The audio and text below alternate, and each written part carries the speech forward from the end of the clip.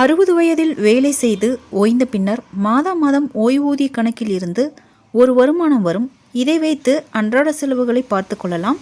அப்படி இருக்கும் பட்சத்தில் ஓய்வூதியம் பெறுவதற்கு எந்தவித சிக்கல்களும் இல்லாமல் இருக்கிறதா என்பது மிக முக்கியமானது. அதில் சிக்கல் எழுந்தால் மாதம் அது ஒரு பெரிய தலைவலியாக இருக்கும்.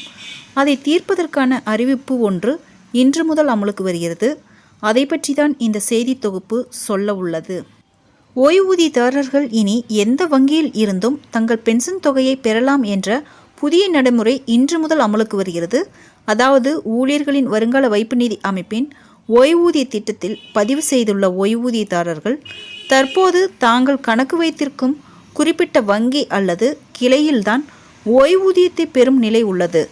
இதனால் அவர்கள் வேறு இடத்திற்கு குடிபெயர்ந்தால் சிரமங்கள் ஏற்படும் நிலை உள்ளது.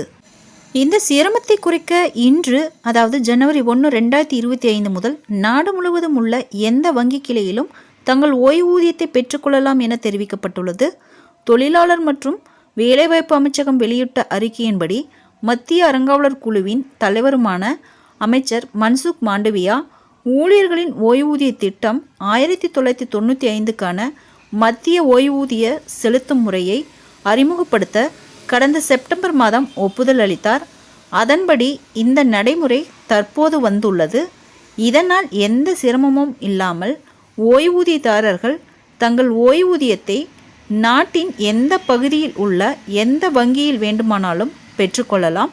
இந்த புதிய முறையின்படி நாட்டில் உள்ள 78 லட்சத்திற்கும் அதிகமானோர் பயன்பெறுவார்கள் என எதிர்பார்க்கப்படுகிறது. ஃப்ரெண்ட்ஸ், இந்த தகவல் உங்களுக்கு யூஸ்ஃபுல்லாக இருந்தால் என்னோட சேனலை சப்ஸ்கிரைப் பண்ணுங்கள், லைக் பண்ணுங்கள், மற்ற நண்பர்களுக்கும் இந்த வீடியோவை ஷேர் பண்ணுங்கள். தேங்க்ஸ் ஃபார் வாட்சிங்.